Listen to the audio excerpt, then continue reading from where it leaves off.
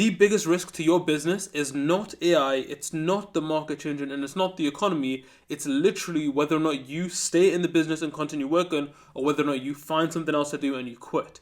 Now, the main reason why a lot of entrepreneurs quit is because they burn out. So today I'm going to be running through the top 3 reasons why founders actually burn out and how to overcome them. My name is Graham Singh. I'm the founder of GTM Academy, and I've got 15 partnerships with different business owners.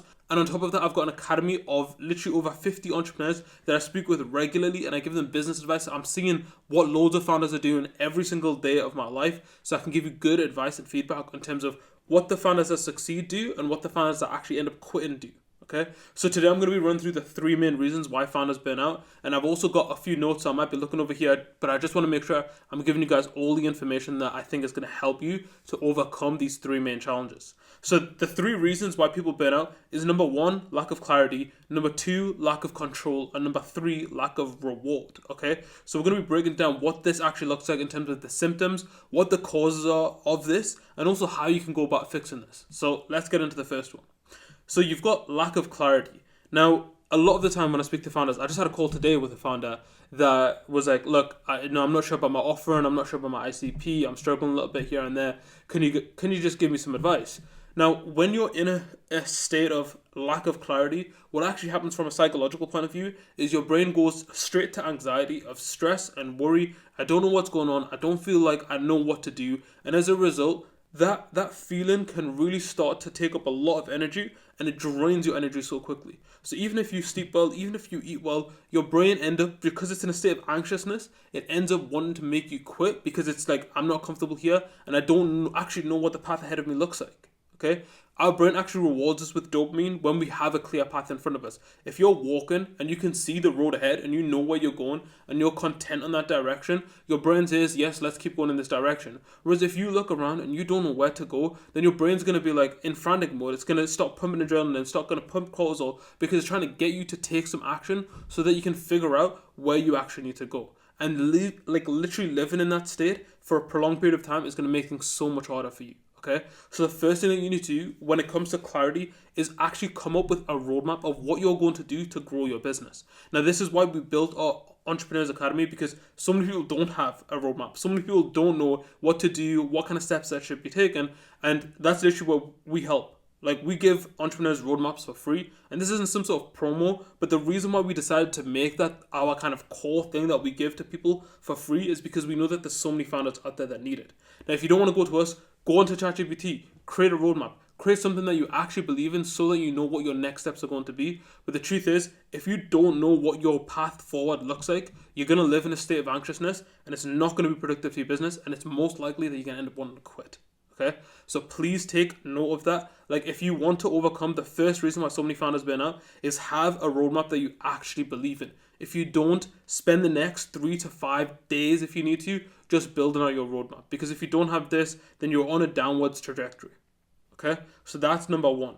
The second reason is a lack of control. Now, when it comes to lack of control, you've got lack of clarity, which is like, not knowing the direction you're heading in, but lack of control is actually like self-management. So a lot of the time, if you have lack of control, you're not going to bed on time, you're not waking up on time, you're not even eating the right foods, you are constantly distracted, and you start on lots of different things. Okay, like that's typically what lack of control looks like. And again, this is also, it puts you in a state where instead of the cost being anxiety and like constantly being like worried about like what to do, now the worry is, I've got to move from this thing to this thing to this thing, and then you might miss something and then you feel guilty. Like, let's say you miss your sleep time, you might be going to bed by 10 and you miss that sleep time, and then all of a sudden you're like, oh, it's 11 o'clock, I'm still not in bed, I'm still not even getting sleepy, now I feel bad about it, and then the guilt keeps you up, right? Like, oh, I'm behind, and it just puts you into another state of panic. Okay, if you've got a calendar, and this is why the plan's so important, is number 1, you have a plan and then you map it out onto your calendar. And then if you're disciplined enough to follow the calendar, then that's going to give you the confidence in like, okay, right, I'm doing the right things. Okay, and you're much less likely to burn out. The other reason why this is so important is because people say this about athletes, right? Because they put their body through the extremist scenarios, so they're like, rest and recovery is so important. As an entrepreneur, you use your brain all the time, and if I'm not mistaken, your brain uses like 25% of the calories that you consume. You're using your brain day in, day out, thinking about how to solve problems, yet you don't give your body the right nutrition. You don't give your body the right rest and recovery. And you think that you're going to be able to perform well? Of course you're not. This kind of like lack of boundaries and lack of understanding of what you actually need to do day to day and lack of discipline ultimately is what's going to cause you to be so chaotic in your days. You're going to burn out so much quicker because you're not giving your body what it needs. Okay, so the big thing that you need to do when it comes to this reason of lack of control is you need to start to become much more disciplined. You need to build the skill of being disciplined. And the way that you do that is firstly by mapping out what you actually need to do so you've got a clear goal, okay? And then the second thing that you need to do is just try to get better, like 1% better every single day, okay? You don't need to hit it every single time. You don't need to match your calendar perfectly, but you need to make it an active priority to be disciplined in your time. A lot of founders that I speak to say, well, I tried making a calendar and I tried to stick with it, but I couldn't. And then they quit. And it's like, well, great. What's your solution? Because a lot of the time when they quit, they don't put something else in place to help them overcome this. Instead of what they do is they say, well, I can't follow a routine, so I'm just never going to even try. That's not a solution. That's like saying, well, I need to go to the shops and I can't drive, so I'm just not going to go to the shops and I'm not going to buy any groceries and I'm just going to starve. It's like, that's not a solution. What you need to do is saying, okay, well, if I can't drive, then I'm going to get a bike and I'm going to go there. Or I'm going to walk and I'm going to go there. It might be slower, right? And it might not be the ideal way to get there, but you have to go there.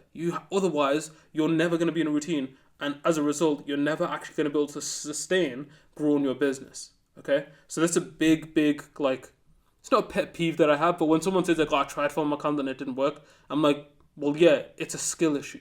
It's not that following the calendar doesn't work for you. It's that you are not yet disciplined enough to be able to follow a calendar. And that's just me being real. Yeah?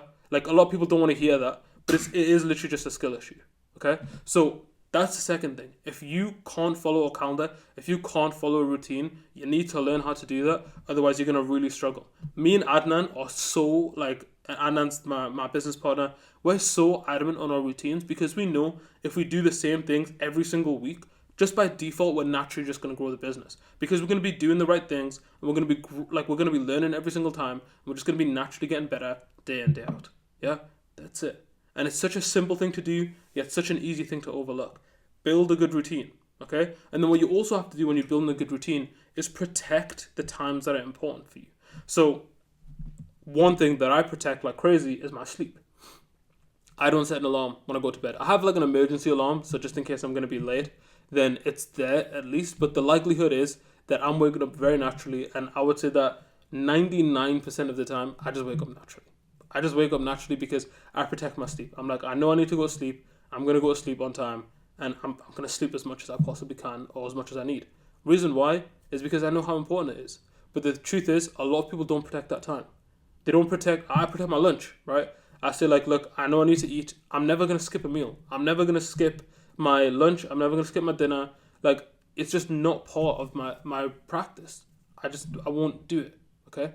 But a lot of people do, and it's because they can't control the things that they even believe are important.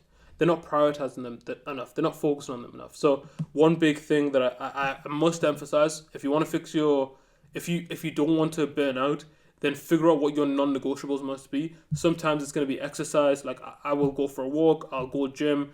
I'll do something just to make sure that I'm being active. I'll always go to sleep and get enough sleep. I'll always eat enough food. These are non-negotiables that are in my routine and no one can take them away from me. I'll always make sure that I'm doing the basics in terms of like replying to clients or doing the kind of work that I need to do. Like, you need to be able to build a routine. And if you can't build a routine, you probably have a bad relationship with yourself. Again, just being honest, like, these are words that I'm telling myself. I must do this thing.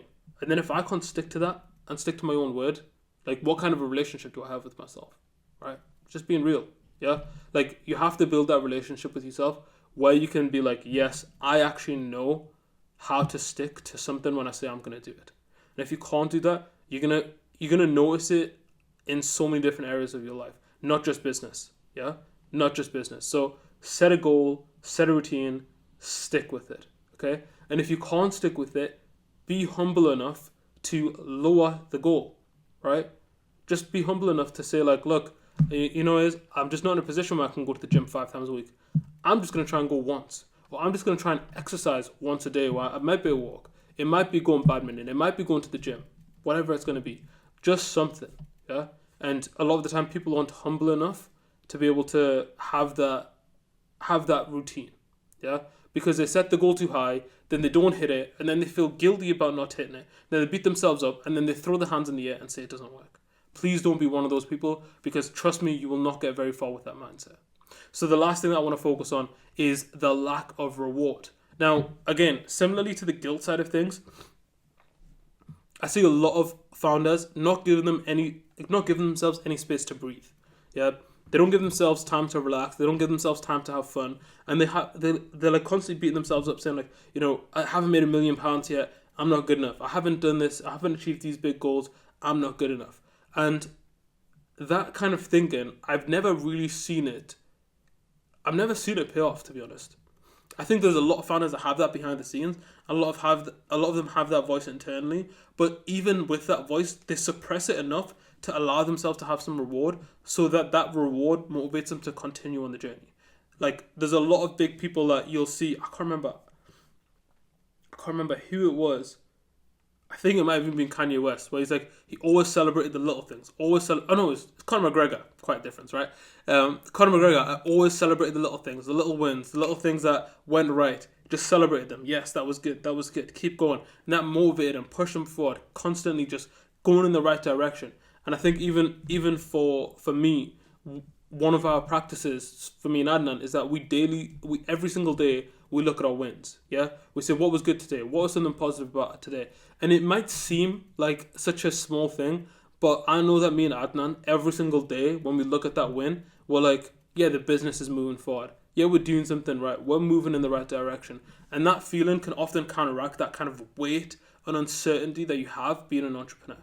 So giving yourself some reward, integrating that into your routine, write it down, journal about it. Even in our academy chat, we have it at the end of every week. We ask people what the wins were. That's not because we just think, that's something nice for us to do. It's because we know that entrepreneurs, a lot of the time, what they need to do more to actually sustain their business's growth is celebrate their wins, is talk about the things that are actually important to them. So if you're in that position as well, a lot of the time as a founder, you're beating yourself up, you feel guilty, you feel like you're not doing enough, you feel like you're not giving to your parents, you feel like you're not in the position that you want to be in life. But you have to put all that into a box, you have to move it to the side, and you have to say, but I still did this thing, and that was a good thing, and I should be proud of myself for even this little small thing. And that's often enough. Yeah? Like, if you think about raising a kid, and you're looking at a child, and they do 9 bad things, and then they do 1 good thing, right? If you wanted that kid to be really successful when they grow up, are you just going to focus on all the bad things, or are you going to encourage them to do more good things? I know the way that I would want to raise a kid is I would encourage them to do more good things. I wouldn't focus too much on the negatives, and I'd be much more appreciative of every time that they did a good thing. I'd be like, yeah, that was it. That was the thing, man. Do more of that. That was really good. Yeah? And they're going to feel excited. They're going to feel happy about it, rather than constantly thinking, this isn't good enough, and beating themselves up about it. Yeah?